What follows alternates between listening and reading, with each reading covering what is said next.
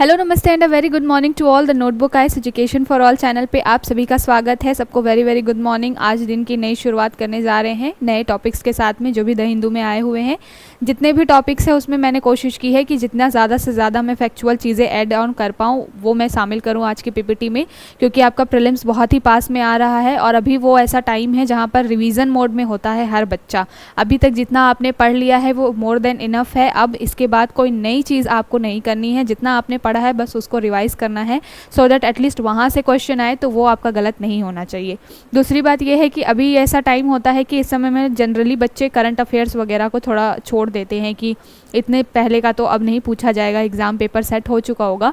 But कई बार ऐसा होता है कि न्यूज़ में बहुत सारी चीज़ें ओवरलैप होती रहती हैं। तो अगर आपके पास में इतना टाइम है, आप कभी भी टाइम निकाल लीजिए कि आपको डेली डे टू डे जो भी करंट अफेयर्स आ रहा है स्पेशली द हिंदू में, उससे आपको अपडेटेड रहना है। मतलब आप आधे घंटे लगाइए, भले 1.5 या फिर 2x की आप स्पीड पे सुन लीजिए, लेकिन टॉपिक्स को आप क्या करिए, सुनते रहिए। डेली आप जो करंट अफेयर्स है उससे अपडेटेड रहिए सो दैट क्या होगा कि कई बारी जो ओवरलैपिंग होती है टॉपिक्स की वहाँ से क्वेश्चन बन जाते हैं एग्जाम में और लगेगा कि यार हमने ये तो कल ही न्यूज़ में सुना था या परसों ही न्यूज़ में सुना था।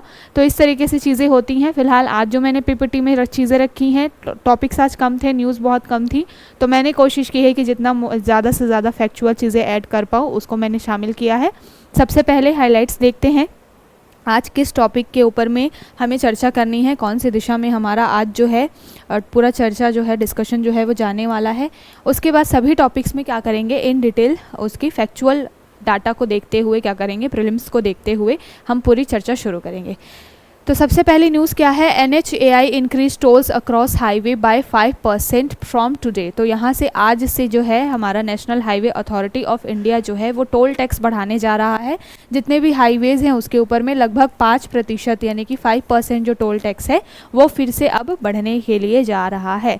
तो इंफ्रास्ट्रक्चर जैसे जैसे डेवलपमेंट होना शुरू होता है और जब भी कोई भी मिनिस्ट्री अच्छा काम करती है तो उसको रिसोर्सेज की एक तरीके से रेवेन्यू की ज़रूरत होती है और रेवेन्यू वो यहीं से जनरेट कर सकते हैं कि जनता से टैक्स ले और फिर उन पैसों को वो क्या करे, वहाँ पर यूटिलाइज़ करे जिस काम के लिए लिया गया है।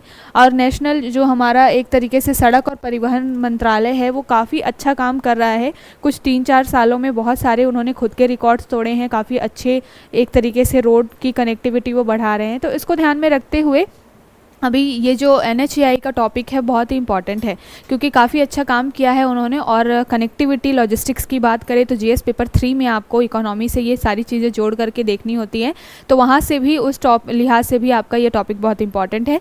तो हम यहाँ पर क्या करेंगे, जितना भी ये टॉपिक है उसका प्रीलिम्स के लिहाज से NHAI का आज पूरा क्या कर लेंगे, पूरा एक तरीके से हिस्ट्री निकाल लेंगे, मतलब कि एक तरीके से पूरा NHAI को अच्छे से डिस्कस कर लेंगे सो दैट प्रीलिम्स के लिहाज से आपका यहाँ से एक टॉपिक रेडी हो जाए।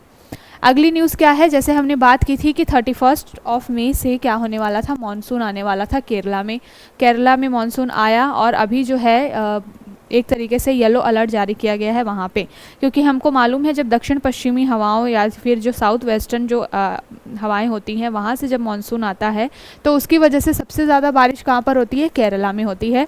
और स्टार्टिंग जो मानसून का इनिशियल फेज़ होता है वहाँ पर केरला में सबसे ज़्यादा बारिश होती है। तो यहाँ पर IMD ने अभी क्या किया है, एक तरीके से अलर्ट जारी किया है। तो हम क्या करेंगे, IMD के जो ये येलो अलर्ट है या फिर रेड ऑरेंज ये सारे अलर्ट्स हैं, इसके बारे में देखेंगे कि क्या मतलब होता है येलो अलर्ट का। साथ के साथ में हम देखेंगे IMD के बारे में, क्योंकि जो भी आपके इस तरीके से ऑर्गेनाइजेशंस होती हैं वहाँ से क्वेश्चन बन जाता है, तो देखेंगे उसको। और अभी हीट वेव वगैरह की वजह से IMD इस बार काफ़ी चर्चा में रही है, तो हो सकता है कि क्वेश्चन आपसे पूछ लिया जाए। अगली न्यूज़ क्या है, India to participate in Red Flag RIMPAC exercise. तो यहाँ पर बात की जा रही है रिम पैक के बारे में। ये बेसिकली अमेरिका की जो सेना है, नौसेना जो है, वो हर 2 साल में रिम पैक को क्या कराती है, ऑर्गेनाइज कराती है। एक तरीके से मिलिट्री एक्सरसाइज कह लीजिए या फिर हिंदी में उसको युद्धाभ्यास कहते हैं। तो रिम पैक के बारे में अभी हम देखेंगे, साथ के साथ में इंडिया के लिए किस तरीके से वो बेनिफिशियल है इसके बारे में भी हम बात करेंगे। अगली न्यूज़ है, China probe successfully lands on far side of moon to collect samples. पिछले महीने हमने बात की थी कि जो चाइना है वो मून में यानी कि चंद्रमा की सतह के ऊपर में, जहाँ पर अभी तक कोई भी देश नहीं पहुँच पाया है, वहाँ पे अपना चांग 6 मिशन भेज रहा है। और वो क्या करने वाला है, चंद्रमा की सतह पर जितने भी नई चीज़ें हैं, मिनरल्स है या फिर कुछ भी नया है, उसको खोज करके लाने वाला है।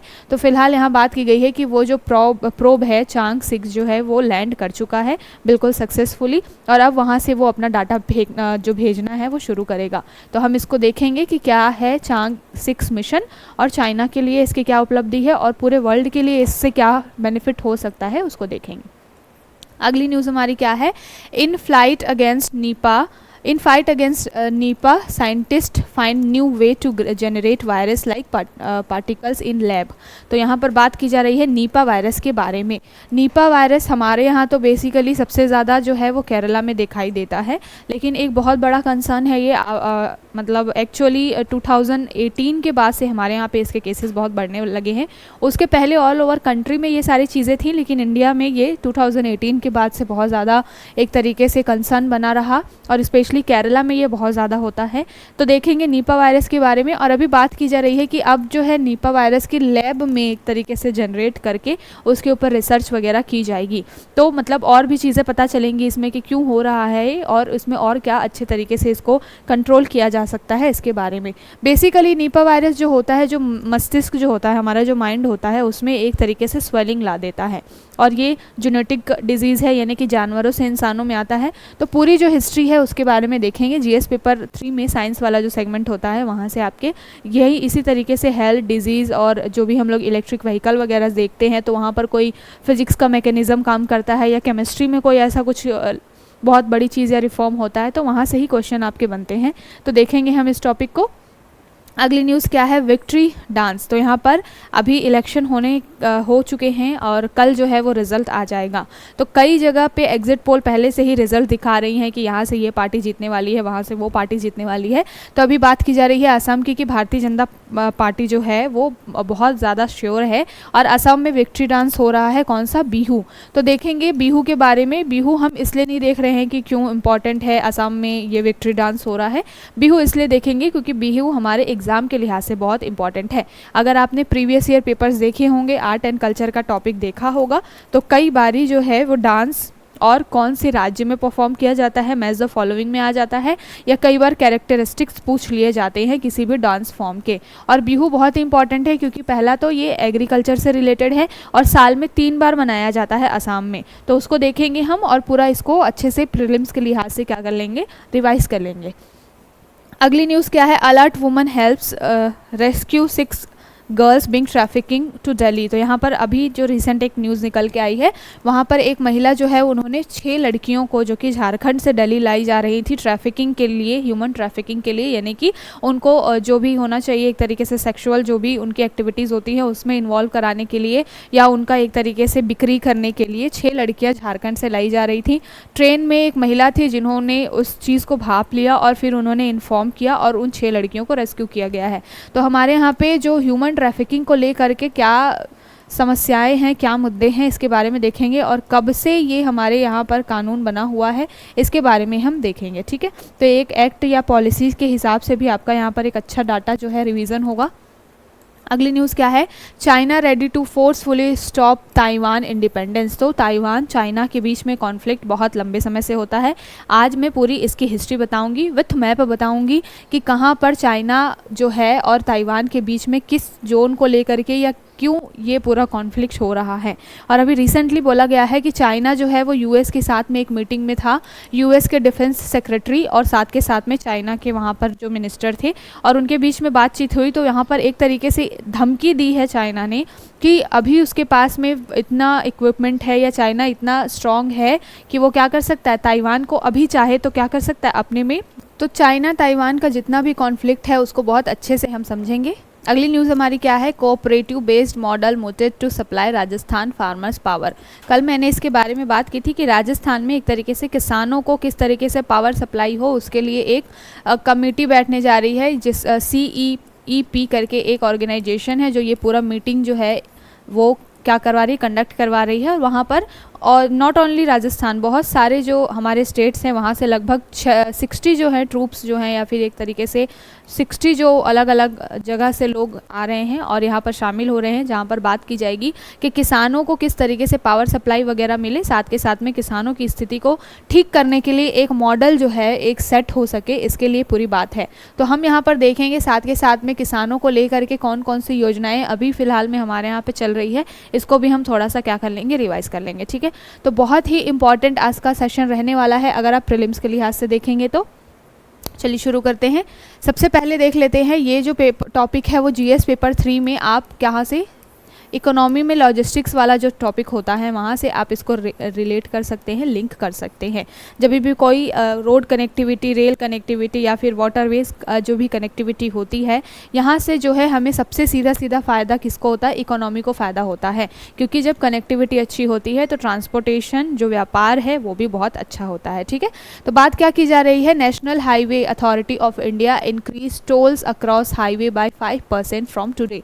तो बात की गई है कि NHAI जो है, जिसका फुल फॉर्म क्या है, national highway authority of India, वो अभी 5% जो है टोल आज से बढ़ाने जा रही है जितने भी हाईवे वाले रोड्स होते हैं, जो हाईवेज़ हैं वहाँ पर। और इससे क्या बेनिफिट होने वाला है कि ज़्यादा से ज़्यादा जो सरकार को रेवेन्यू कलेक्ट होगा और फिर वो और ज़्यादा अच्छे तरीके से, एक तरीके से कनेक्टिविटी कर पाएगी और रोड्स बना पाएंगे, इसके बारे में बात की गई है। ठीक है, तो यहाँ पर बहुत ज़्यादा इंपॉर्टेंट हमारे लिए कुछ भी डाटा नहीं है यहाँ पर, लेकिन ये चीज़ इंपॉर्टेंट है कि NHAI बहुत अच्छा काम कर रही है। साथ के साथ में यहाँ रीज़न ये दिया गया है कि जिस तरीके से अभी WPI और CPI वगैरह इन्फ्लेशन जो बढ़ रहा है, इसकी वजह से इसको ध्यान में रखते हुए भी ये टोल टैक्स बढ़ाए गए हैं। ठीक है, तो इसको भी ध्यान रखिएगा। बाकी हमारे लिए इम्पॉर्टेंट क्या है, यहाँ से हमारे लिए इम्पॉर्टेंट है NHAI यानी कि राष्ट्रीय राजमार्ग प्राधिकरण। भारतीय राष्ट्रीय राजमार्ग प्राधिकरण, हिंदी में इसको कहते हैं national highway authority of India. इसकी स्थापना कब हुई है और ये क्या काम करता है, इसके अध्यक्ष कौन है, कहाँ कहाँ पर इसके मुख्यालय हैं, ये सारे जो है यहाँ से आपके क्वेश्चन बनते हैं। तो हम क्या कर लेते हैं, इसको थोड़ा सा रिवाइज कर लेते हैं। सबसे पहले 1995 में जो है NHAI जो है वो इस्टेब्लिश्ड हुआ है, पहली बात तो ये। दूसरी बात ये है कि कौन से अधिनियम के तहत हुआ है, तो 1988 का अधिनियम था जिसके तहत 1995 में इसको एक तरीके से, पूरी तरीके से स्थापित किया गया। ठीक है, तो यहाँ पर ध्यान में रखिएगा, कई बार ऐसा होता है कि हम कोई पॉलिसी बनाते हैं, एक्ट वगैरह बना लेते हैं, लेकिन वो फॉर्मेशन होने में या फिर वो चीज़ लागू होने में थोड़ा सा समय लग जाता है। जैसे हमने CAA के बारे में देखा, 2019 में बना और 2024 में जो है वो रूल आए। तो उसी तरीके से 1988 में ही क्या हो गया था, NHAI के लिए एक्ट बन गया था कि रोड कनेक्टिविटी के लिए और जो इस तरीके का कोई ट्रिब्यूनल या प्राधिकरण होगा उसके लिए हो गई थी बातचीत 1988 में। लेकिन ये शुरू कब हुआ, 1995 में पूरी तरीके से शुरू हुआ। तो पहली बात तो ये इंपॉर्टेंट है, यहाँ पर आपको फंसाया जा सकता है स्टेटमेंट में, तो ध्यान रखिएगा। एक्ट जो है वो 1988 का है, लेकिन वो शुरू कब हुआ है, स्थापित कब हुआ है, 1995 में। ठीक, दूसरी बात यह है कि काम क्या करता है, तो वही काम है रोड कनेक्टिविटी, सड़क निर्माण करना है, किस तरीके से पूरा आगे लेकर के चलना है, इसके बारे में बात करता है। ठीक है, NHAI के पहले अध्यक्ष योगेंद्र नारायण थे। अभी आपको क्या कर लेना है, वर्तमान जो अध्यक्ष है उनको देख लेना है, क्योंकि साल 2 साल में ये सारी चीज़ें चेंज होती रहती हैं। ठीक है, तो पहले अध्यक्ष तो याद रखिए योगेंद्र नारायण जी हैं। अभी करंट के कौन से अध्यक्ष हैं उसको आप थोड़ा सा जा करके रिवाइज कर लीजिएगा। कई बार स्टेट PCS में यहाँ से क्वेश्चन बन जाता है कि कोई भी अथॉरिटी होती है वहाँ से कौन उसके हेड है, या फिर रिसेंट में कोई चेंज हुआ या फिर किसी महिला को बैठाया गया, तो वहाँ से आपके क्वेश्चन बन जाते हैं। ठीक है, और इसका काम क्या करना होता है, वही सारी चीज़ें, परिचालन करना, कनेक्टिविटी करना, ये सारी चीज़ें मैंने बताई। सबसे पहले आइडिया किसको आया था कि इस तरीके की कोई चीज़ होनी चाहिए, तो national highway authority of India का आइडिया जो है सबसे पहले अटल बिहारी वाजपेयी जी को आया था।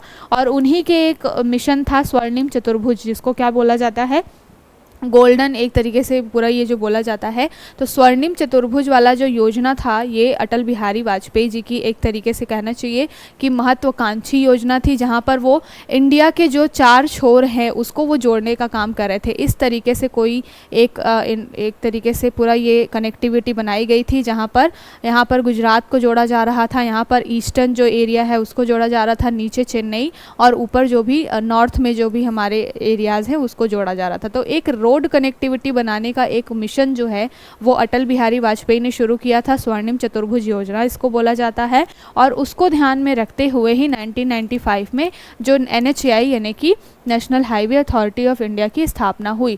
क्योंकि कोई भी मिशन होता है उसको इम्प्लीमेंट करने के लिए जब तक आप एक ऑर्गेनाइजेशन नहीं बनाएंगे, कुछ लोगों का पैनल नहीं बनाएंगे, तब तक वो चीज़ें आगे नहीं बढ़ती। ठीक, तो अटल बिहारी वाजपेयी जी के विज़न से ये सारी चीज़ें शुरू हुई। अब तक बहुत बहुत लंबे एक तरीके से रिकॉर्ड अपने आप में NHAI ने खुद का तोड़ा हुआ है और बहुत अच्छा एक रोड कनेक्टिविटी के मामले में हम काफ़ी अच्छा कर गए हैं सबसे पहले। और दूसरी बात यह है कि यहाँ पर कुछ और भी चीज़ें इंपॉर्टेंट होती हैं। सबसे पहले क्या बात की हमने कि ये जो पूरा NHAI का कॉन्सेप्ट कब आया, 1995 में आया। और ये कौन सी परियोजना के तहत आया, तो स्वर्णिम चतुर्भुज परियोजना के तहत आया। लेकिन जो NHAI है उसने केवल और केवल ये स्वर्णिम चतुर्भुज योजना ही नहीं चालू की थी, उसके बाद और भी बहुत सारी समय समय पर योजनाएँ जो हैं वो रोड कनेक्टिविटी के लिए चालू की। ठीक है, तो यहाँ पर है चेन्नई से नासरी एक टनल, 4 धाम कनेक्टिविटी, उत्तर दक्षिण और पूर्व पश्चिम गलियारे। ये सारे जो है जो हम देखते हैं कि नॉर्थ साउथ या फिर ईस्ट वेस्ट जो थ्रेड कॉरिडोर बोला जाता है, जिसको जो काम क्या करता है, व्यापार के लिए बहुत ज़्यादा काम करता है। मतलब कि एक जगह से दूसरे जगह में जो भी अनाज होते हैं, हमारे जो भी क्रॉप्स होती हैं, जो भी बहुत सारे और भी चीज़ें होती हैं, गुड्स वगैरह होती हैं, इकोनॉमी से रिलेटेड एक कॉरिडोर्स बनाया जाता है, फ्रेट कॉरिडोर्स इसको बोला जाता है। और ये कॉरिडोर्स बेसिकली काम ये करते हैं कि दो क्षेत्रों के बीच में कनेक्टिविटी बहुत अच्छी हो जाए, वहाँ पर टाइम कम से कम लगे, सो दैट जो भी हमारा सामान है अगर वो पहुँचे एक जगह से दूसरी जगह में तो टाइम कम लगेगा, तो अनाज वगैरह है जो कि ख़राब हो जाते हैं। अगर बहुत ज़्यादा दिन हो, कनेक्टिविटी अच्छी नहीं है तो वो ख़राब होने लगते हैं और फिर उसकी कॉस्ट भी बढ़ने लगती है। तो अगर रोड कनेक्टिविटी अच्छी होती है तो कम टाइम में एक जगह से दूसरी जगह पे चीज़ें पहुंच जाती है। तो इस तरीके से इन्फ्लेशन पे भी कंट्रोल पाया जा सकता है। बहुत सारी चीज़ें मैटर करती है इकोनॉमी में, एक ही चीज़ नहीं होती कि हम अगर इसको देखें कि केवल और केवल रोड बनाई जा रही है या कनेक्टिविटी का काम किया जा रहा है, तो ये बहुत छोटी सोच हो जाएगी। एक तरीके से ब्रॉडर वे में देखना होता है हर चीज़ को। ठीक है, तो रोड कनेक्टिविटी के लिहाज से NHAI ने बहुत अच्छा काम किया हुआ है। यहाँ से एक और क्वेश्चन बनता है कि इसके हेड क्वार्टर कहाँ कहाँ पर हैं। तो मेन जो हेड क्वार्टर है वो तो दिल्ली में है, लेकिन 4 और भी रीजनल हेड क्वार्टर्स हैं, जो कि मैंने बताया जो स्वर्णिम चतुर्भुज के तहत क्या किया गया है, भारत के जो 4 कोनों को जोड़ा गया है। तो बिल्कुल उसी तरीके से 4 और रीजनल जो कॉरिडोर्स भी हैं या एक तरीके से मुख्यालय भी है, जैसे कि चेन्नई है, उसमें आपको मुंबई दिखाई देगा, कोलकाता है, दिल्ली तो है ही, दिल्ली में मुख्य रूप से NHAI का मुख्यालय है।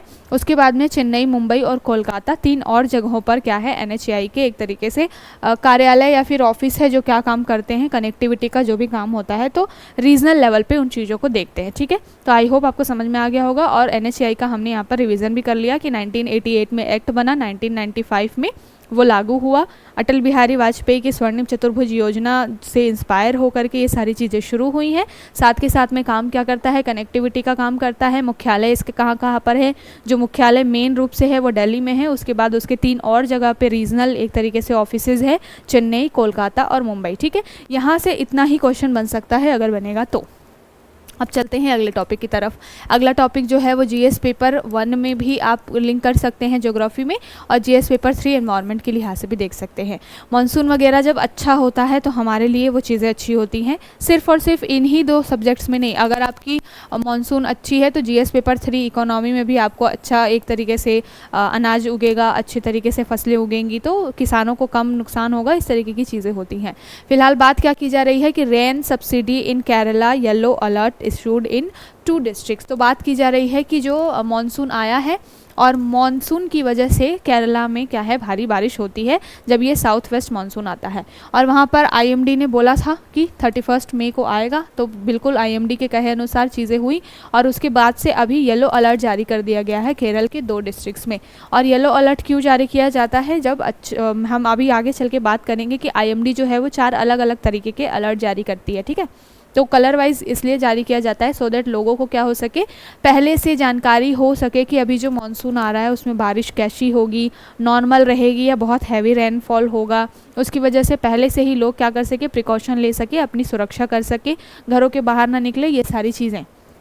तो हम इस बार देख लेते हैं, क्योंकि आईएमडी बहुत ज़्यादा न्यूज़ में रहा और मानसून की वजह से भी, मानसून के भी बहुत सारे हमने बहुत समय से हम खबरें देख रहे हैं कि इस बार मानसून पे एल नीनो का इफ़ेक्ट ज़्यादा है, इस वजह से बारिश बहुत ज़्यादा अच्छी नहीं होने वाली है, नॉर्मल एक बारिश रहने वाली है। लेकिन ठीक है, एल नीनो ला नीना का कॉन्सेप्ट बहुत बार बता चुकी हूँ। ला नीना जब एक तरीके से एक्टिव होता है बारिश बहुत ज़्यादा होती है, एल नीनो जब एक्टिव होता है तो इंडिया में बारिश कम होती है। ठीक है, अब चलते हैं कि आईएमडी के अलर्ट्स के बारे में देखते हैं, कौन कौन से अलर्ट्स जारी करती है आईएमडी। तो सबसे पहले ये ग्रीन अलर्ट जारी करती है आईएमडी।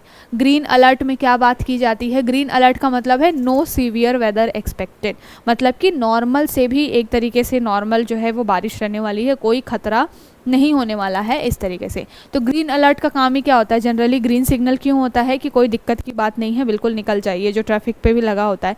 तो ग्रीन अलर्ट जारी किया जाता है कि कोई सीवियर वेदर कंडीशन नहीं होने वाली है।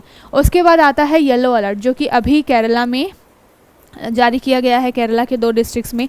तो येलो अलर्ट में क्या होता है, वहाँ पर बोला जाता है बी अवेयर, मतलब थोड़ा सा जागरूक रहिए, क्योंकि हो सकता है कि बारिश थोड़ी आपकी एक्सपेक्टेशन से थोड़ी ज़्यादा हो जाए। तो बी अवेयर रहने को बोला जाता है, मतलब थोड़ा सा वो कहते हैं ना कि कुर्सी की पेटी बांध करके रखिए, तो उसी तरीके से येलो अलर्ट आईएमडी के जो द्वारा जारी जब किया जाता है, मतलब कहने का मतलब ये है कि बी अलर्ट रहना है, सावधान रहना है।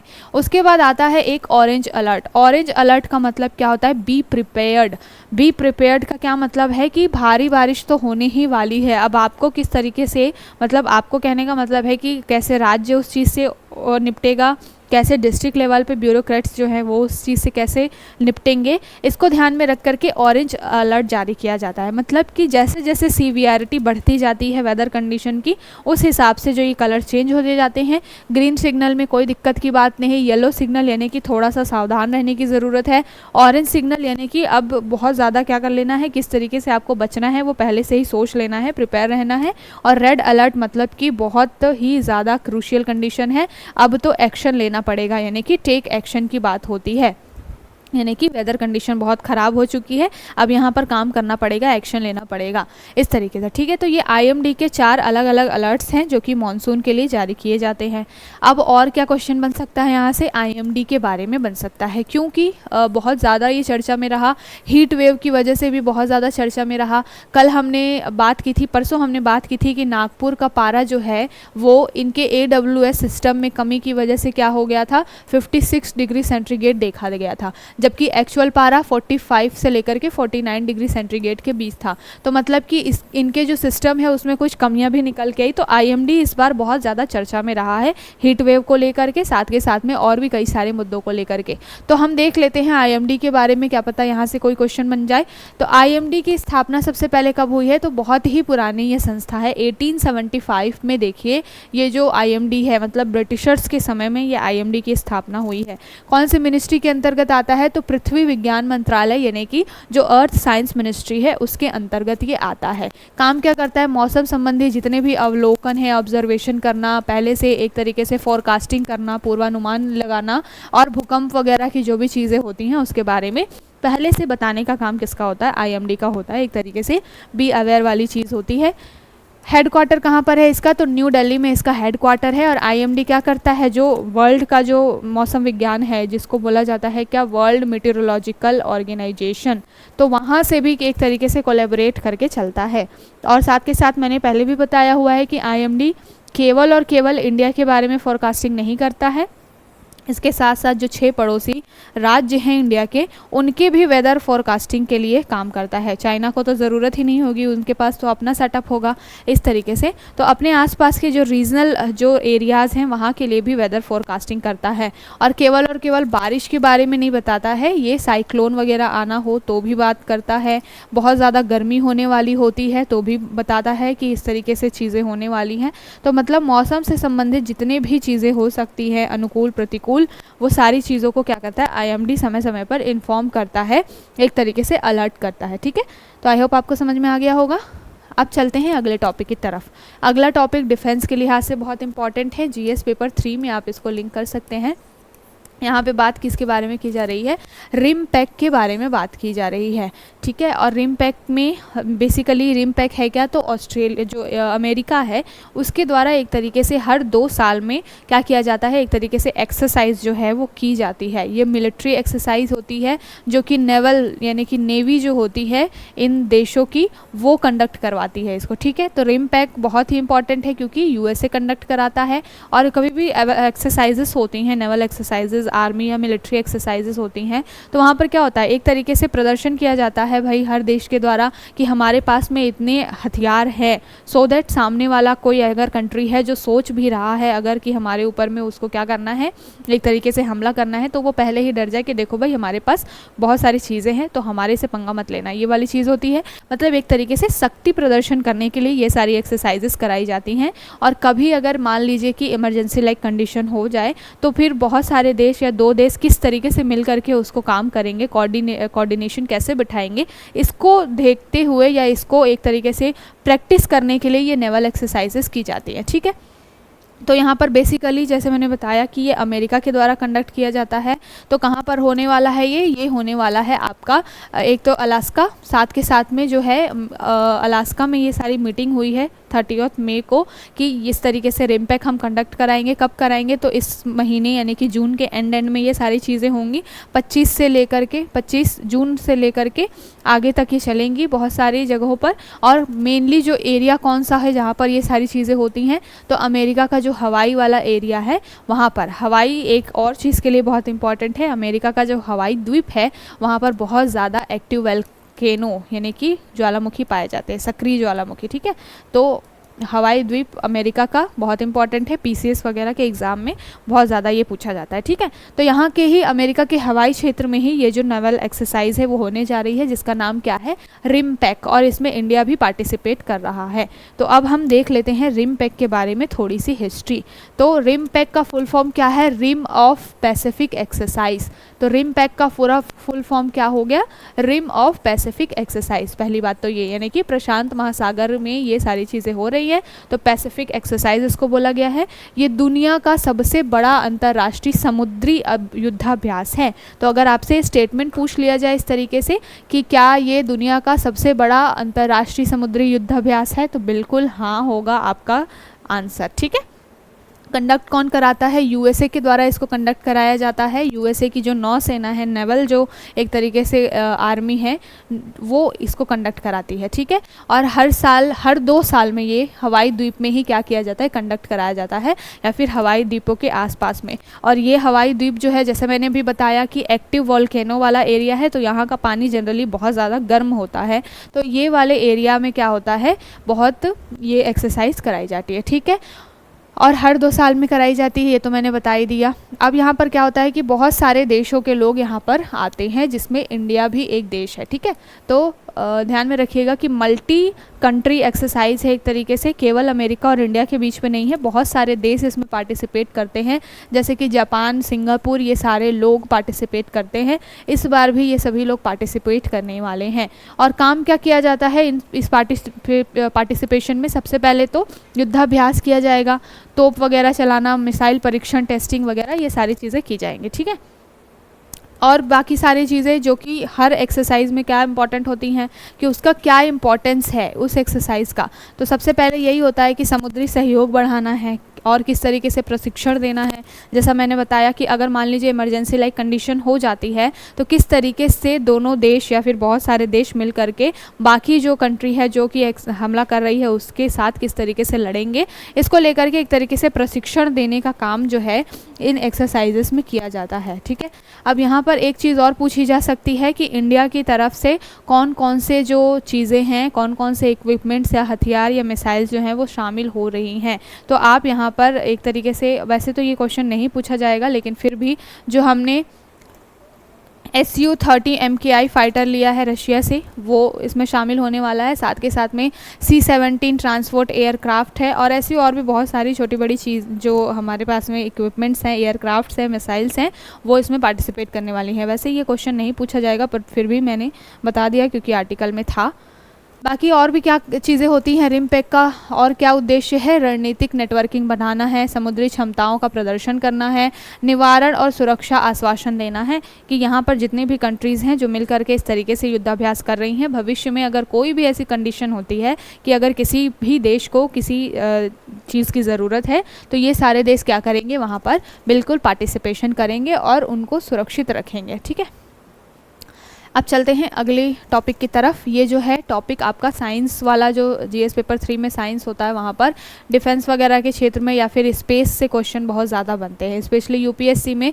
अगर साइंस में आप देखोगे तो स्पेस से क्वेश्चन बनेगा, डिफेंस में अगर कोई बहुत बड़ी चीज़ हो जाती है तो फिर वहाँ से क्वेश्चन बनता है। जैसे अभी हम डिफेंस के बारे में बात कर रहे थे, जो नेवल एक्सरसाइज हो रही थी, तो यहाँ से क्वेश्चन बनते हैं। बात क्या की जा रही है कि China probe successfully lands on far side of moon to collect samples. तो फार साइड ऑफ मून करने का क्या मतलब है कि ऐसे एरियाज हैं चंद्रमा के जहाँ पर अभी तक कोई भी कंट्री नहीं पहुँच पाई है, उन एरियाज़ में अब जो है चाइना का प्रोब पहुंचने वाला है, जिसका नाम क्या है, चांग-ई 6। तो याद रखिएगा, यहाँ से कई बार कन्फ्यूजन हो जाता है कि चाइना का है ये या फिर जापान का है, इस तरीके से कन्फ्यूजन होता है। तो कोई कन्फ्यूज़न नहीं लेना है। और वनडे एग्जाम्स में कई बार पूछ लिया जाता है कि चांग-ई 6 का संबंध किससे है, तो चाइना से संबंधित है। चांग और चाइना सेम साउंड भी कर रहे हैं। ठीक है, तो बेसिकली ये जो मून मिशन है चाइना का, जो कि चाइना के ऐसे जो चंद्रमा के ऐसे सतहों पर जाने वाला है जहां अभी तक कोई भी कंट्री नहीं पहुंची है, वहां से जा करके सैंपल कलेक्ट करने वाला है।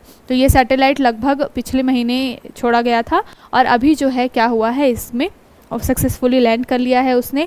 और अब जो है वहाँ से बहुत सारे, एक तरीके से कहना चाहिए कि जो भी चंद्रमा की सतह पर नमूने रहेंगे, मिट्टी होगी वहाँ से या फिर पिक्चर वगैरह होगी, पानी है कि नहीं वहाँ पर, इन सारी चीज़ों के बारे में डाटा शेयर करेगा ये चांग-ई 6। ठीक है, मिशन के बारे में काफ़ी कुछ है, देख लेते हैं एक बारी। चाइना का जो चांग-ई 6 मिशन है, पहली बात तो चाइना का मिशन है। दूसरी बात है उद्देश्य क्या है इसका, तो मुख्य रूप से चंद्रमा के जो दक्षिणी ध्रुव है, जिसका नाम क्या है, एटकेन बेसिन। तो दक्षिणी ध्रुव चंद्रमा का, वहाँ पर एटकेन बेसिन है, वहाँ से ये नमूने एकत्र करके लाएगा, सैंपल्स कलेक्ट करके लेके आएगा। ठीक है, तो ये नाम याद रखिएगा, एटकेन बेसिन। एटकेन बेसिन का संबंध किससे है, ये चंद्रमा का दक्षिण ध्रुव है, यानी कि साउदर्न पोल है चंद्रमा का। एटकेन बेसिन, यहाँ पर जो है चाइना का ये चांग 6 मिशन गया है। ठीक है, पहली बात तो ये। और आगे देखेंगे कि और इसमें क्या है, तो ये दिसंबर 2020 में ही इस तरीके से चीज़ें सोची गई थी और अभी फाइनली जाकर के इम्प्लीमेंट हुई है। इसमें एक चीज़ और पूछी जाती है, चाइना का अभी चांग 6 गया है, इसके पहले 2020 में चांग-ई 5 भी जा चुका है, चांग-ई 5T भी जा चुका है। और इस साल ये न्यूज़ इतना ज़्यादा क्यों बना था, क्योंकि इस बार चाइना के साथ साथ पाकिस्तान भी इस मिशन में क्या है, एक तरीके से सपोर्ट कर रहा था। ठीक है, तो चाइना और पाकिस्तान दो जिगरी दोस्त मिल करके चांग-ई 6 मिशन इस बार लॉन्च किए हुए हैं, इसको भी याद रखिएगा। पूछा जा सकता है कि चाइना के साथ और कौन सी कंट्री है, पाकिस्तान का नाम दूर दूर तक लोगों के दिमाग में नहीं आता, क्योंकि लगेगा ना कि जो कंट्री है जो अभी इतना एक तरीके से दिवालियापन की स्थिति से गुजर रही है, इकोनॉमी इतनी ख़राब है, वो इस तरीके से स्पेस वगैरह में और डिफेंस के क्षेत्र में या फिर सैटेलाइट के क्षेत्र में भी हेल्प कर सकती है क्या, लेकिन कर सकती है जब आपके पास महत्वाकांक्षा होती है किसी से आगे निकलने की, तब आप कुछ भी कर गुजरते हैं, वो वाली बात होती है। ठीक है, तो चाइना और पाकिस्तान दोनों मिल करके ये चीज़ें कर रहे हैं, मैंने बता ही दिया। सैंपल कलेक्ट करके लेके आएंगे, फिर उसके ऊपर साइंटिफिक रिसर्च होगी और इससे केवल चाइना को या पाकिस्तान को ही फ़ायदा नहीं होगा, जो भी डाटा यहाँ से निकल के आएगा वो सारे विश्व के लिए वो फ़ायदेमंद होगा कि वहाँ से चीज़ें पता चल पाएंगी। जैसे हमारा अभी चंद्रयान 3 मिशन गया है, तो ये ऐसा नहीं है कि केवल इंडिया के लिए ही वो डाटा होगा, उसको बहुत सारे नासा भी यूज़ करेगी और फिर आगे किस तरीके से मिशन भेजना है इसको देखा जाएगा। तो एक देश भेजता ज़रूर है सैटेलाइट या कोई मिशन, लेकिन उसको पूरे विश्व के लिए वो लाभदायक होता है एक तरीके से। ठीक है, अगला जो ये आर्टिकल है निपा वायरस को लेकर के है कि अभी वहाँ पर साइंटिस्ट जो है लैब में निपा वायरस बनाने के लिए जा रहे हैं। तो निपा वायरस का जो वाइल्ड टाइप निपा वायरस है वो लैब में बनेगा, फिर उसके ऊपर में रिसर्च होगी और फिर पता चलेगा कि आगे अगर मान लीजिए कोई कंडीशन होती है इस तरीके की, तो फिर वहाँ पर किस तरीके से दवाई बनाई जा सकती है या किस तरीके से उसको कंट्रोल किया जा सकता है। ठीक है, तो फिलहाल ये जो न्यूज़ थी, जब बन के आ जाएगी लैब में सारी चीज़ें तब इसको और देखेंगे, लेकिन हमारे लिए निपा वायरस का टॉपिक भी इम्पॉर्टेंट है क्योंकि केरला में स्पेशली स्पेशली बहुत ज़्यादा इसके केसेस निकल के आते हैं और ये पूरा टॉपिक आपका जीएस पेपर 3 में साइंस जो हेल्थ सेक्टर है वहाँ से बहुत ही इंपॉर्टेंट है। ठीक है, तो निपा वायरस के बारे में देख लेते हैं। निपा वायरस बेसिकली हैगा तो एक तरीके से जूनोटिक वायरस बोला जाता है। जूनोटिक वायरस ये होते हैं जो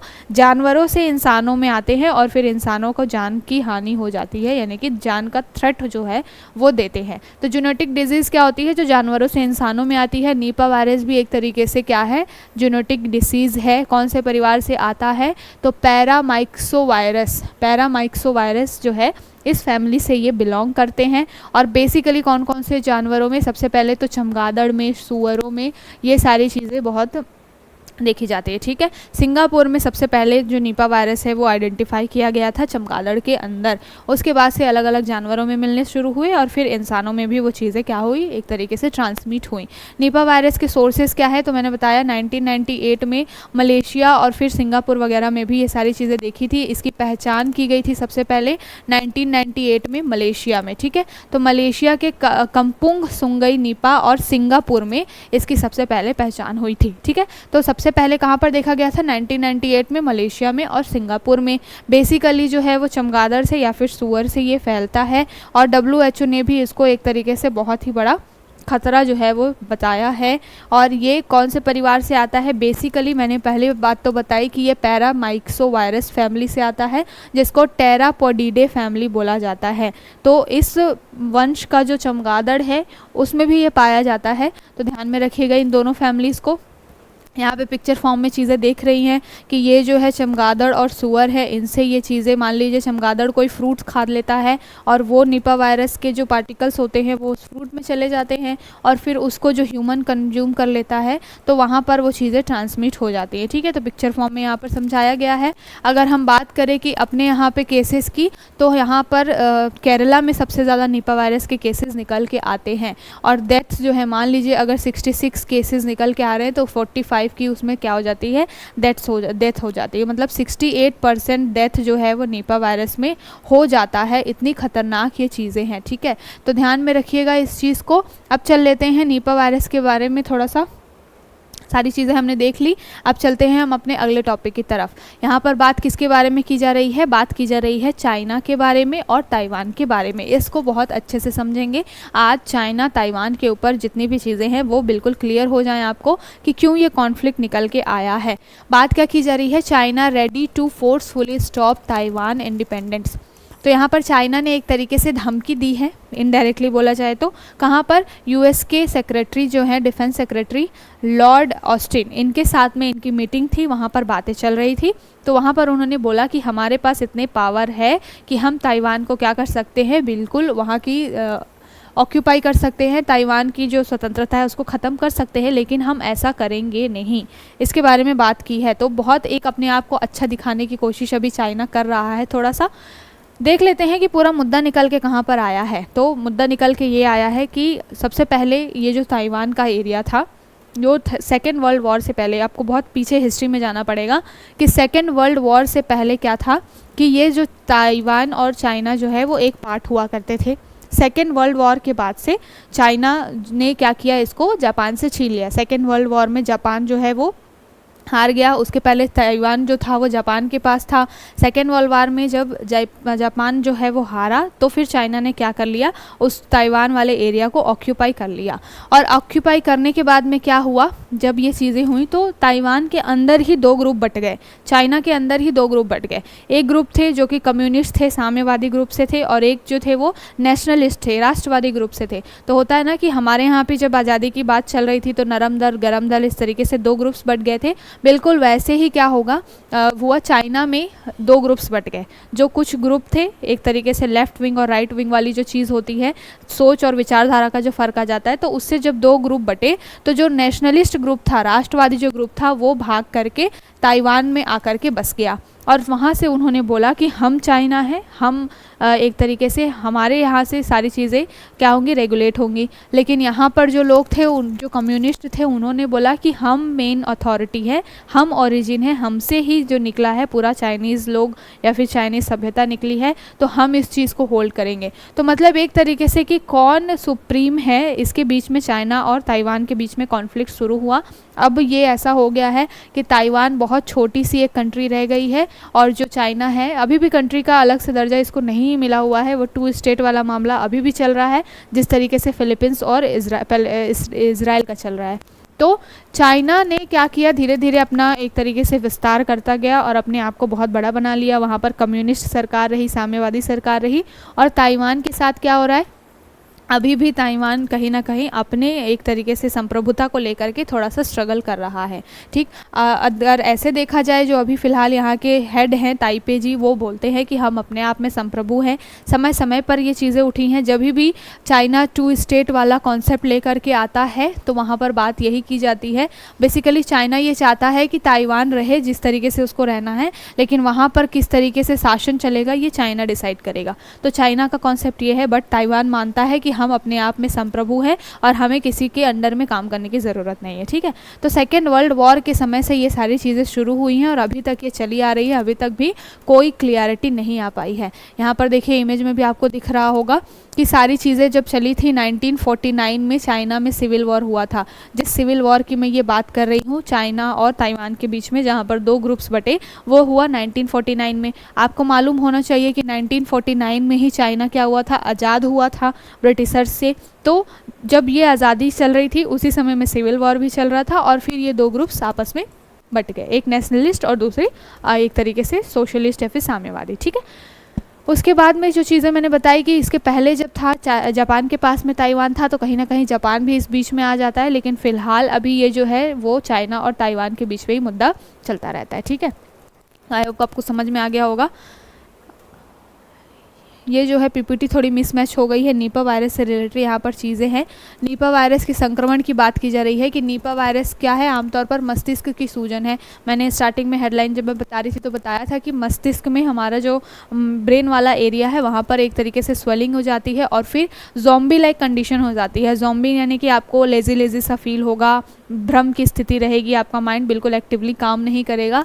फिर आपके नर्वस सिस्टम को और साथ के साथ में जो आपका रेस्पिरेटरी सिस्टम होता है, जो सांस लेने वाला जो सिस्टम होता है, वहाँ पर भी ये हार्म करता है और फिर एंड में क्या होती है, डेथ हो जाती है कई बार। ठीक है, तो ये सारी चीज़ें मैंने बताया था कि केरला में सबसे पहले देखा गया था, तो 2018 में केरला में देखा गया था। उसके पहले भी 2001 में बंगाल के नादिया ज़िले में ये चीज़ें देखी गई थी, लेकिन इतने मैसिव लेवल पे नहीं देखी गई थी। बहुत बड़े लेवल पे केरला में 2018 में निपा वायरस आया था, बहुत सारे लोगों की जान गई थी। तो ये जो चीज़ें हैं वो फैक्चुअल डाटा है।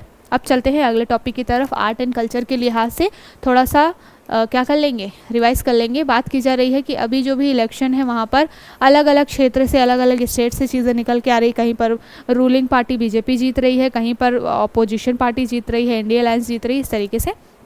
तो सेलिब्रेशन के बीच में असम के लोग भी सेलिब्रेट कर रहे हैं, किसके थ्रू, बिहू के थ्रू। तो यहाँ पर जब डांस की बात आती है कि कौन सा डांस फॉर्म कहाँ पर परफॉर्म किया जाता है, तो मैच द फॉलोइंग के लिए बहुत ही टॉपिक इंपॉर्टेंट है, यहाँ से क्वेश्चन बनते हैं। बात की जा रही है बिहू के बारे में। बिहू क्या है, एक तरीके से असमिया नव वर्ष है, लेकिन केवल नव वर्ष के समय में नहीं मनाया जाता है। साल में 3 बार जो है असम में ये बिहू का डांस जो है वो मनाया जाता है, या बिहू फेस्टिवल मनाया जाता है। ठीक है, कौन कौन सा, सबसे पहला तो बोला जाता है रोगाली बिहू। रोगाली बिहू या फिर इसी को बोहाग बिहू भी बोलते हैं, तो दोनों नामों में कंफ्यूज नहीं होना है। जब रोगाली बिहू या बोहाग बिहू है, ये कब मनाया जाता है, तो ये अप्रैल में मनाया जाता है। और हमारा जो हिंदू कैलेंडर है उसके हिसाब से चैत्र का जो महीना होता है, मार्च से अप्रैल वाला, वहीं पर हमारा हिंदू नववर्ष होता है।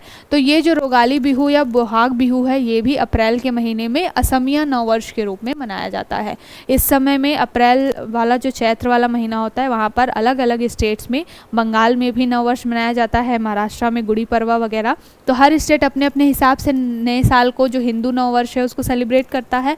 तो बिल्कुल उसी की तरह रोगाली बिहू या बोहाग बिहू के रूप में असम भी क्या करता है, अप्रैल के मंथ में नववर्ष को सेलिब्रेट करता है। ठीक है, जिसमें वो डांस करते हैं।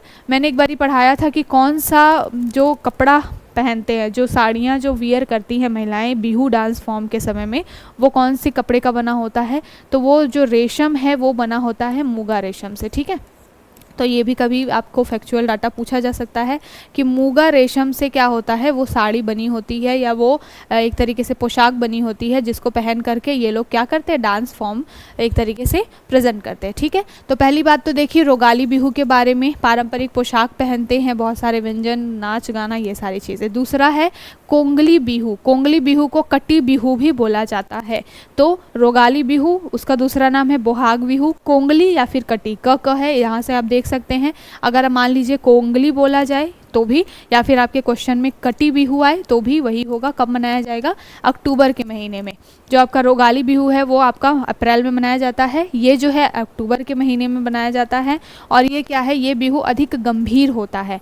मतलब फर्स्ट वाला जो है वो तो थोड़ा सा उसमें बहुत अच्छा मस्ती का मूड होता है, लेकिन जो अक्टूबर वाला होता है थोड़ा सा गंभीर होता है और इसमें बेसिकली फसल की कटाई की जाती है। ठीक है, तो जो रबी की फसल, खरीफ की फसल 2 सीजन्स में हम बोते हैं, तो यहाँ पर जो है फसल की कटाई की जाती है कब, अक्टूबर में। उसके बाद में आता है आपका कौन सा, साथ के साथ में एक और चीज़ इंपॉर्टेंट है कि लोग यहाँ पर बुरी आत्माओं को दूर भगाने का भी काम करते हैं, इसीलिए इसको थोड़ा सा गंभीर या सीरियस बोला जाता है, कोंगली बिहू, जहाँ पर इस तरीके के रिचुअल्स भी होते हैं भूत प्रेत से रिलेटेड। वैसे सब मान्यता की बात है अपनी अपनी। तीसरी चीज़, तीसरा जो बिहू कौन सा है, भोगाली बिहू या फिर माघ बिहू बोला जाता है। ये जनरली जनवरी के महीने में किया जाता है, सामुदायिक समारोह होता है। ये भी फसल की अच्छी पैदावार होती है तब यहाँ पर किया जाता है। तो तीनों जो आपके बिहू के फॉर्म्स हैं उसको याद रखिएगा, रोगाली बिहू, कटी बिहू और साथ के साथ में भोगाली या माघ बिहू। ठीक है, तो यहाँ पर हमने रिवाइज कर लिया थोड़ा सा टॉपिक। अब चलते हैं अगले टॉपिक की तरफ। अगला टॉपिक क्या है, alert woman help rescue girls being trafficking to Delhi. तो यहाँ पर बात की जा रही है कि 6 ऐसी बच्चियाँ थी जो कि 12 से 17 साल की एज ग्रुप की थी, जिसको झारखंड से ले जाया जा रहा था, कहाँ पर, दिल्ली में लाया जा रहा था। और दिल्ली सबसे ज़्यादा ह्यूमन ट्रैफिकिंग का एक तरीके से केंद्र है बहुत समय से। तो दिल्ली में ये जो बच्चियाँ हैं वो लेकर के आई जा रही थी। तो ट्रेन में एक महिला थी जिसने अपनी एक तरीके से अटेंटिवनेस दिखाई, उनको समझ में आ गया कि यहाँ पर कोई चीज़ गड़बड़ चल रही है। फिर उन्होंने हाईएस्ट जो लोग थे, पुलिस वगैरह को इन्फॉर्म किया और फिर जाकर के इन 6 बच्चियों को रेस्क्यू किया गया है फ़िलहाल। तो ये सारी चीज़ें हो क्यों रही थी, ह्यूमन ट्रैफिकिंग के लिए हो रही थी। और इन बच्चियों को फिर आगे चल के बहुत बेच दिया जाता कहीं पर, या फिर उनसे ऐसी चीज़ें करवाई जाती जो वो कभी नहीं करना चाहेंगी। तो अपने फ़ायदे के लिए लोग इस तरीके के काम करते हैं बेसिकली। अब हम बात करें कि अगर हमारे यहाँ पे पॉलिसीज़ क्या है ह्यूमन ट्रैफिकिंग को लेकर के, तो पहली बात तो कॉन्स्टिट्यूशन में कौन से आर्टिकल में चीज़ें मेंशन हैं। तो कॉन्स्टिट्यूशन में जो आर्टिकल 23 है जो कि शोषण के विरुद्ध अधिकार की बात करता है, तो वहाँ पर भी जो मानव तस्करी से रिलेटेड जो भी चीज़ें होती हैं उनको रेगुलेट करने की बात की गई है। और इसी को ध्यान में रखते हुए हमारे पास में ह्यूमन ट्रैफिकिंग एक्ट है, तो इसके बारे में थोड़ा सा देख लेते हैं। ह्यूमन ट्रैफिकिंग एक्ट कब का है, सबसे पहले इसको अनैतिक व्यापार रोकथाम अधिनियम बोला जाता था। 1956 का एक्ट है हमारे पास में, 1956 में ही एक्ट बन गया था मानव तस्करी और ह्यूमन ट्रैफिकिंग को लेकर के, और उसको फिर 2018 में वापस से नाम उसका बदल दिया गया और मानव तस्करी रोकथाम संरक्षण पुनर्वास अधिनियम बना दिया गया। ठीक है, जिसमें केवल और केवल यौन शोषण या फिर श्रम से रिलेटेड नहीं, जो गुलामी और दास्ता के जीवन से हम बहुत पुराने समय से, अंग्रेजों के समय से आते जा रहे थे, उसको भी एक तरीके से ख़त्म करने के लिए ये पूरा जो एक्ट है वो बनाया गया था। ठीक है, इसमें बात क्या की गई थी कि ये जो ह्यूमन ट्रैफिकिंग है उसको रोका कैसे जाएगा, लोगों को संरक्षण कैसे दिया जाएगा, जिन लोगों को रेस्क्यू किया जाएगा उनको फिर रिहेबिलिटेट करने के लिए, पुनर्वास के लिए क्या व्यवस्था होगी, और जो भी व्यक्ति इसमें पाया जाएगा, जो भी कल्प्रिट होगा, उसको किस तरीके से, जो अक्यूज होगा उसको किस तरीके से आगे चल कर के सज़ा देनी है, या फिर क्या क्या प्रोविजंस होंगे। तो यहाँ पर सज़ा के लिए प्रावधान यही है कि जो भी व्यक्ति होता है या तो उसको कारावास हो जाए या फिर जुर्माना वगैरह लगे। कठोर सज़ा का भी प्रावधान होता है अगर बहुत ज़्यादा हीनियस क्राइम है, तो इस तरीके से चीज़ें होती हैं। तो हमारे पास में एक्ट याद रखिएगा ह्यूमन ट्रैफिकिंग को लेकर के कौन सा है, 1956 का, साथ के साथ में 2018 में उसमें अमेंडमेंट किया गया है। और दूसरी बात, आर्टिकल कौन सा है ह्यूमन ट्रैफिकिंग को लेकर के, तो आर्टिकल 23 जो है वो आपके बात करता है शोषण को रोकने के लिए। ठीक है, तो इसको ध्यान में रखिएगा। अब चलते हैं अगले टॉपिक की तरफ। कल हमने इसके बारे में बात की थी, राजस्थान के जो फार्मर्स हैं वहाँ पर क्या हो रहा है, कोऑपरेटिव बेस्ड मॉडल एक बनने के लिए जा रहा है। कोऑपरेटिव यानी कि सहकारी में होता क्या है, यही सारे बहुत सारे लोग मिल करके कुछ एक कहानी बनाते हैं, एक तरीके से एक ग्रुप बनाते हैं और वो क्या करते हैं, जो भी समस्याएं होती हैं उसको ठीक करने की कोशिश करते हैं। तो राजस्थान इस तरीके का काम करने जा रहा है। पहला ऐसा राज्य है देश का हमारे यहाँ पे जो किसानों को किस तरीके से पावर सप्लाई देना है उसको लेकर के ये पूरा जो है मीटिंग करवा रहा है। और राजस्थान में भी कौन, तो जो CEEP है, एक संस्था है, वो ये सारी चीज़ें कंडक्ट करवा रही है। ठीक है, तो CEEP का फुल फॉर्म मैंने कल भी बताया था, centre for energy environment and people. तो ये जो है एक तरीके से मेन लीड का काम कर रहे हैं। और यहाँ पर केवल राजस्थान के लोग ही नहीं हैं, अलग अलग स्टेट से 60 मेंबर्स जो है वो यहाँ पर पार्टिसिपेट करने वाले हैं। 60 participants from Rajasthan and other states जो पैनल में आने वाले हैं, जो कि बात करेंगे कि किसानों की अभी जो समस्याएं हैं बिजली से को लेकर के, साथ के साथ में सिंचाई को लेकर के, उसको किस तरीके से ठीक करना है सो दैट उनका प्रोडक्शन, अपना जो है अनाज का उत्पादन है वो भी बढ़ सके। ठीक है, तो राजस्थान का नाम याद रखिएगा। अब यहाँ पर थोड़ा सा हम क्या कर लेते हैं, योजनाओं को रिवाइज कर लेते हैं जो सेंट्रल लेवल पे चलाई जा रही हैं। किसके लिए, किसानों के लिए, उनको जलापूर्ति के लिए, साथ के साथ पावर की सप्लाई के लिए। सबसे पहली योजना हमारे पास है लेटेस्ट में प्रधानमंत्री कृषि सिंचाई योजना, बहुत ही इंपॉर्टेंट है। और इसी के तहत एक कुसुम योजना भी है। कुसुम योजना में जो वाटर पंप हैं उसको लेकर के, सोलर वाटर पंप दिए जाते हैं कुसुम योजना में, इसको भी ध्यान में रखिएगा। ये भी पूछा जाता है कि किससे संबंधित है, तो कुसुम योजना भी जो है सिंचाई से ही संबंधित है, जिसमें सोलर वाटर पंप वगैरह दिए जाते हैं। ठीक है, तो किसानों के लिए प्रधानमंत्री कृषि सिंचाई योजना आई है कब, 2015 में। अब कोई भी योजना क्यों आती है, उत्पादन बढ़ाने के लिए, पानी सप्लाई, बिजली सप्लाई देने के लिए वगैरह वगैरह। तो कृषि सिंचाई योजना 2015। उसके बाद त्वरित सिंचाई लाभ कार्यक्रम, इसको AIBP बोला जाता है। ये भी क्या है, इसका नाम में ही है त्वरित, यानी कि एक्सेलरेट करना है जो भी सिंचाई से संबंधित चीज़ें हैं उनको, और ज़्यादा से ज़्यादा किसानों को क्या हो सके, बेनिफिट हो सके, इसके लिए। उसके बाद एक हमारे पास योजना है CAD, ये भी जो है वो कृषि से संबंधित है, कमांड क्षेत्र विकास इसका नाम है पूरा। और ये जो है मध्यम सिंचाई परियोजना है, मिडिल है ना, 3 अलग अलग होती है, लघु सिंचाई परियोजना, मध्यम और फिर उसके ऊपर की। ठीक है, तो ये जो है मध्यम सिंचाई परियोजना है आपकी CAD। और ये क्या काम करती है कि जो भी कमांड क्षेत्र होते हैं इसके अंतर्गत, वहाँ पर जल उपयोग को किस तरीके से और ज़्यादा कुशलता के साथ में यूज़ करना है, पानी को किस तरीके से, इसके बारे में बात करते हैं। उसके बाद में आपके पास सतत कृषि के लिए राष्ट्रीय मिशन भी है, जिसको NMSA बोला जाता है।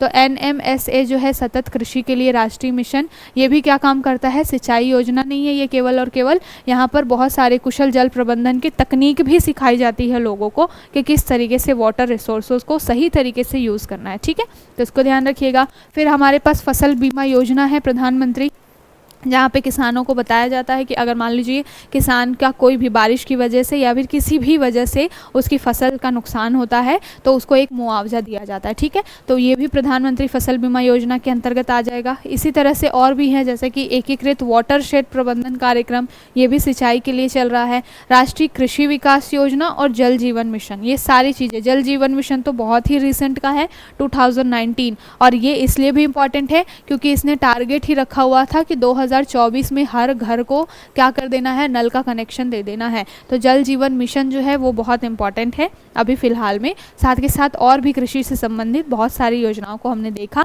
PPT जो है वो हमारे नोटबुक IAS के ऐप पे मिल जाएगा, प्ले स्टोर से जा कर के आप उसको कर सकते हैं। साथ के साथ में नोटबुक का टेलीग्राम चैनल है, वहाँ पर भी जा कर के आप उसको ज्वाइन कर सकते हैं और वहाँ से ये सारे जो भी मैं पढ़ाती हूँ उसका डे टू डे आप PPT ले सकते हैं। ठीक है, तो आज के लिए इतना ही। आई होप आपको सारा जो सेशन है वो बहुत अच्छा लगा होगा। सारे टॉपिक्स बहुत अच्छे से हमने क्लियर किए। फैक्चुअल डाटा आज ज़्यादा से ज़्यादा हमने शामिल करने की कोशिश की है। कल फिर मिलेंगे नए टॉपिक्स के साथ में, तब तक अपना ध्यान रखिए, रोज़ हमारे साथ जुड़े रहिए और नोटबुक IAS चैनल को ज़्यादा से ज़्यादा लाइक करिए, शेयर करिए, सब्सक्राइब करिए। कल फिर मिलते हैं, तब तक के लिए bye bye and take care.